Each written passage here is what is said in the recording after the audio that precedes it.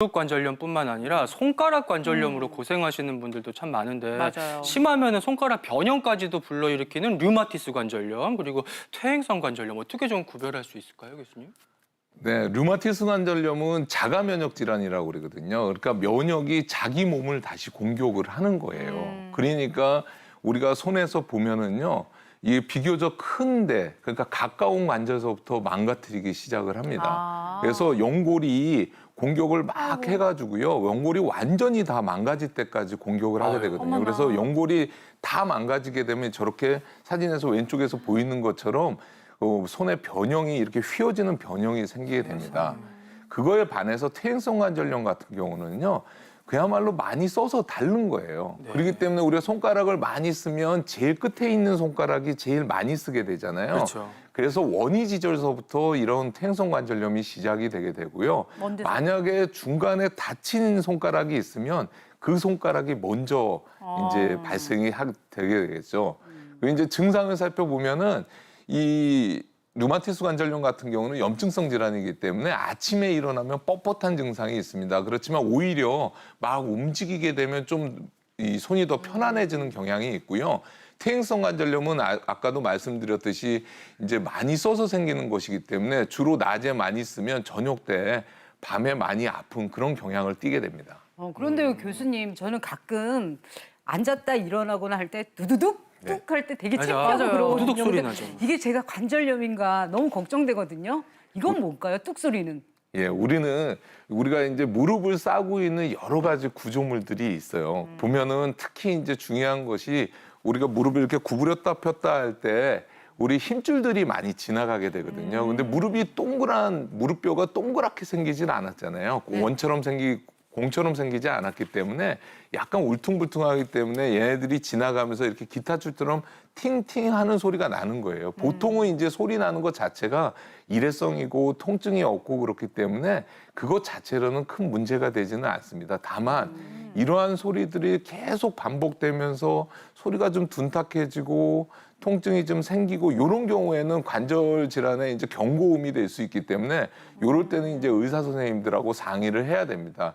이제 또 주의하셔야 되는 경우는요, 가끔 쪼그려 앉거나 아니면은 걷다가 뚝 하는 소리와 함께 무릎 뒤쪽이 아파가지고 움직이지 못할 정도로 네. 아픈 경우가 있는데요. 네. 이거는 연골판이 찢어진 거기 때문에요. 아이고야. 이럴 때는 빨리 의사 선생님한테 뛰어가셔야 됩니다. 그렇군요. 그러니까 무릎에서 똑소리가 날 수가 있지만 만약에 통증이 동반된다면 반드시 의사 선생님 찾아가 보시는 게 네. 좋을 것 같습니다.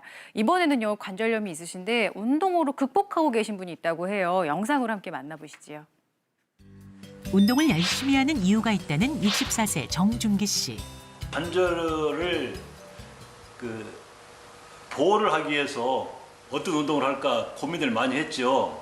아령 운동하고 그리고 이제 골프 운동하고 자전거 타기를 했어요. 그런데 주 목적은 관절을 어떻게 하면은 지속적으로 건강 유지시킬 것인가가 주 목적이었어요.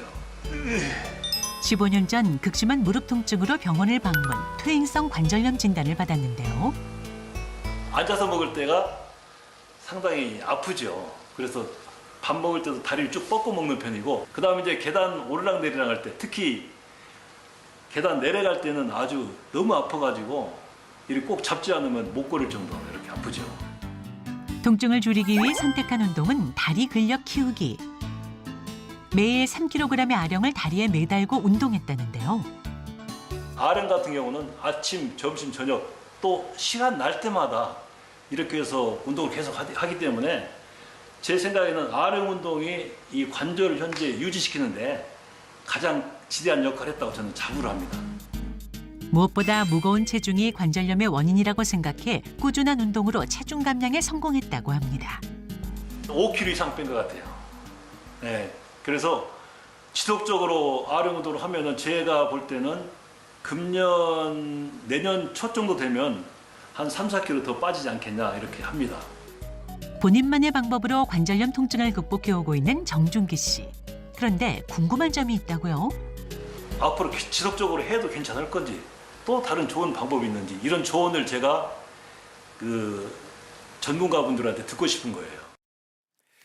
일단은 오랜 시간 꾸준히 운동하시는 모습이 굉장히 대단한데 방법에 있어서 아령을 매달고 운동하는 것이 과연 옳은 방법인지 그리고 통증은 왜 계속 지속되는 건지 좀 여러 가지가 궁금하네요, 교수님.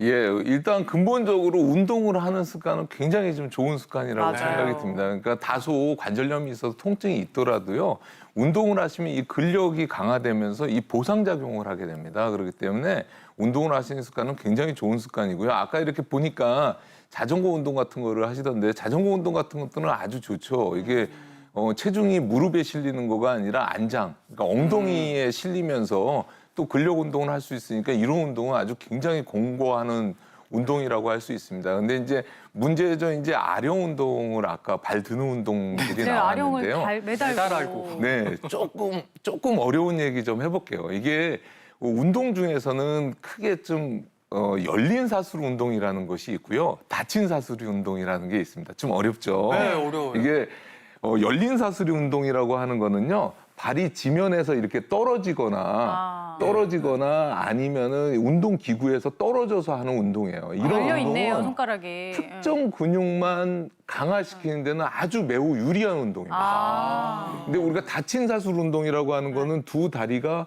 지면에 닿거나 아니면 운동기계에 닿는 운동을 얘기를 해요. 고정돼서. 이런 운동은 앞, 뒤 근육이 다 작용하기 때문에 밸런스를 유지하면서 근력 운동을 하는데 굉장히 유리합니다. 근데 이제 우리가 관절염이 아주 심한 환자들 같은 경우에는 이 무릎 쪽이 안정성이 중요하잖아요. 그렇기 때문에 이렇게 밸런스를 잡아주면서 근력 운동을 하는 닫힌 사슬 운동을 더 권고하는 경향이 있습니다. 물론 젊으신 분들은 이렇게 열린 사슬 운동을 해서 특정 근육을 강화시키는 것도 아주 좋은 방법이고요. 그래서 운동은 그렇게 하시면 될 것 같고요. 다만 이제 우리가 운동에다가 너무 이렇게 초점을 맞추다 보면은 우리가 일상생활에서 소위 안 좋은 자세들, 쪼그려 앉는다든가 계단을 오른다든가 이런 안 좋은 것들을 무시하고 지나가는 경향이 있는데 우리가 일상생활도 같이 개선해 나가면 더 좋지 않을까 생각이 듭니다. 근데 교수님 그 닫힌 사슬, 열린 사슬을 저희가 적용을 하려면은 네. 구체적으로 좀 운동 이름을 알면 네네. 쉬울 것 같은데 예를 들어서 어떤 게 있을까요? 우리가 쉽게 얘기하면은요. 우리가 소위 말해서 헬스클럽 같은 데 피트니스 클럽 가가지고 네. 보면은요. 우리가 다리를 이렇게 드는 레그 익스텐서가 있잖아요. 아, 이렇게 다리가 익스텐서는 앞으로 발이 뻗는 거. 떨어져 네, 있잖아요. 네, 네. 이런 것들은 열린 사슬 운동이라고 해요. 대신에 벤치 프레서처럼, 이거 레그 프레서처럼 이렇게 발을 닿으면서 이렇게 같이 미는 거. 올리잖아요. 네, 네. 이런 것들은 발이 다 있기 때문에 이런 건 닫힌 사슬 운동이라고 하는데요. 어른들 같은 경우는 그런 거 하는 거는 좀 위험하니까요. 네. 관절염이 심하신 분들은 이렇게 뒷짐을 지시고 허리를 피시고 스쿼팅을 하는데 완전 쪼그려 앉으면 안 된다고 그랬잖아요. 그러니까 한 45도 정도만 내려가는 이런 스쿼트 운동만 반 하셔도 스쿼트만. TV 보면서 하시면 아주 건강해지실 것 같습니다. 네, 그렇군요. 윤 교수님도 도움 말씀 네, 부탁드립니다. 아까 누워서 하시는 운동 봤는데 누워서 이제 무릎을 구부리고 피고 동작하시잖아요. 네. 그래서 혹시 이게 아령이 얼굴로 떨어지지 않을까 좀 걱정이 걱정돼요, 되거든요. 진짜로. 위험하겠다. 네, 그래서 그거는 뭐 이제 알아서 잘 조심하셔야 될 것 같고, 네. 그다음에 무릎을 구부릴 때 너무 많이 구부리면 지금 핀 교수님 말씀하신 것처럼 무릎 안에 압력이 너무 많이 올라가거든요. 그래서 이제 주변 구조물들, 특히 연골 같은 게 손상이 올 수 있습니다. 그래서 이제 아령을 달고 하시는 거 안전하게 하시면 되긴 하는데 너무 많이 무릎을 구부리지 않는 게 좋겠고, 그다음에 지금 저기서 보면 스트레칭 운동이 좀 빠져 있습니다. 근력 운동도 이제 굉장히 좋은데 이제 네. 나이가 드시면 펴는 동작이 또 안 될 수 있거든요. 그래서 우리가 잘 걸으려면 무릎이 완전히 펴져야 됩니다. 그래서 스트레칭 동작도 같이 전후로 하시면 더 좋겠습니다. 네, 참고하셔서 도움이 되셨으면 좋겠고요. 사실 이제 관절염 환자분들이 운동할 때 제일 힘든 부분이 아마 통증이 아닐까 그럼요. 싶은데요. 그래서 준비를 했습니다. 통증도 줄이고 관절염 치료 효과도 높일 수 있는 운동. 김수진 운동 처방사님 모시고 배워볼게요. 물어보시겠습니다. 네, 먼저 통증이 심한 분들을 위한 마사지 겸 스트레칭을 알려드릴 건데요. 앉아서 진행해 볼게요. 테니스 공 하나 오, 공이 준비해 준비가 돼 주시고, 있어요. 테니스 공이 없다면 뭐 물병이라든지 약간 단단한 작은 물체를 넣고 하시면 됩니다. 네. 왼무릎 뒤에 테니스 공을 넣어주시고요. 네. 그냥 처음에는 그냥 마사지예요. 가벼운 마사지라 왼다리를 좌우로 살랑살랑 좌우로 움직여서 살랑살랑. 무릎 뒤쪽 오금 부위를 가볍게 한번 자극해 보세요.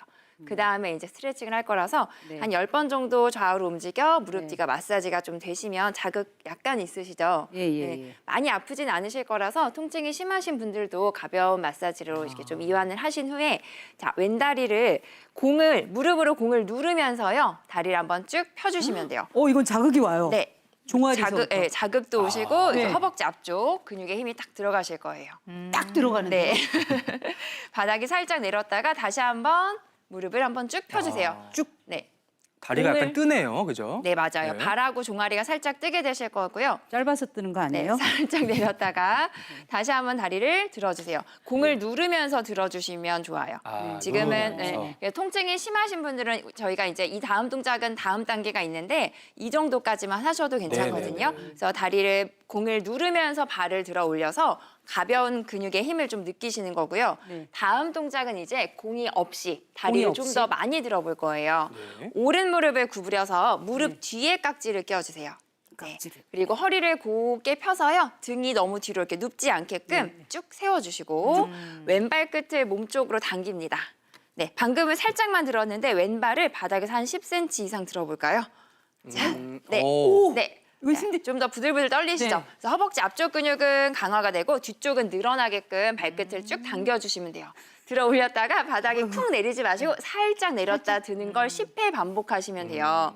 네, 처음에 너무 이것도 힘드실 수 있어서 쿵쿵 떨어지시는 분들도 많으신데 들어 올렸다가 내릴 때 소리 안 나게 내렸다가 바로 들어 올리는 거예요. 근데 네. 부들부들 떨리네요. 그렇죠. 네. 앞쪽 근육이 좀 많이 단련이 되실 거고요. 네. 한 10회 반복하신 후에 마지막에는 들어서 유지합니다. 어. 네, 버티는 거죠. 쫙 버텨주는 네, 한 5초간 유지하시면서 허벅지 앞쪽에 강한 힘을 느끼시고 발끝을 더 당겨주셨다가 내리시면 됩니다. 네. 그렇군요. 이거를 익숙해지시면 2, 3세트 반복하시면 되고요. 예. 자, 이제 다리를 접어서 앉아서 네. 다음은 손가락 관절도 우리 중요하기 때문에 손가락. 네, 손가락 관절도 조금 풀어볼 건데 손가락 처음에는 그냥 자유롭게 깍지를 끼우셔서 네. 꽉꽉 눌러주세요. 가볍게 시원해요. 손가락 이것만 해도 사이사이가 시원해요. 네, 네. 마사지가 되실 거예요. 항상 어떤 운동, 스트레칭 전, 근력 운동 전에는 준비가 필요하기 때문에 가볍게 마사지 하신 후에 손가락 깍지 낀 손 뒤집어서 앞쪽 벽 향해 쭉 밀어내세요. 어우, 시원해. 아이고, 시원해. 네, 너무 간단하지만 시원한 자극 굉장히 효과적이고요. 다시 한번 가슴 앞으로 가져와서 이번엔 깍지를 반대로 끼워보세요. 반대로요? 네, 살짝 위아래로 위아래 교차를 그렇죠. 반대로. 교차해서 약간 어색한 깍지가 되실 그래, 건데 맞아요. 거기서 다시 한번 꽉꽉 한 5번 정도 마사지를 해주세요. 셋, 넷, 어우. 5. 그다음 앞쪽으로 쭉 손을 뻗어서 손가락 관절 사이사이 근육들 마디마디를 스트레칭 해줍니다. 시원해요. 네. 이게 어깨까지 다 시원한데요? 네, 등까지 그러니까요. 쭉 늘어나실 거예요. 자, 그대로 가져와서 이제 스트레칭 했으니까 손가락도 근력 운동을 시켜볼 건데 네. 왼손만 해볼게요. 손가락을 강하게 한번 펴주세요. 왼손이요? 네, 아무 손이나 네, 상관없어요. 손가락을 쫙 펴주시고 강하게 펼쳐서 한 5초간 유지합니다. 막 찌릿찌릿한 자극도 올 거고 마디마디가 또 늘어나는 힘을 느끼신 다음에는 주먹을 꽉 쥐어주세요. 아주 불끈 쥐어주세요. 네, 강하게 쥐어서도 5초간 유지하시면 돼요. 조금 더 세게. 네, 다시 한번 쫙 펴주시고요. 이렇게 우리가 쓰지 않던 관절 마디마디를 사용하시면서 손가락에 있는 근육들이 좀 강화되실 거예요. 강하게 폈으면 다시 꽉 접어주세요. 강하게 접어주시고, 네. 평소에 늘 주먹을 쥐고 있는 건 안 좋지만 이렇게 강하게 쥐었다가 폈다가를 폈다가. 반복하시는 건 네, 아주 효과적입니다. 네, 같은 방법으로 반대쪽도 하시면 되고요. 네, 네 이렇게 여기까지입니다. 잘 배웠습니다. 네, 잘 자리로 배웠습니다. 모시겠습니다. 예, 무리되지 않는 범위 내에서 꾸준히 해보시면 도움이 될 것 같고.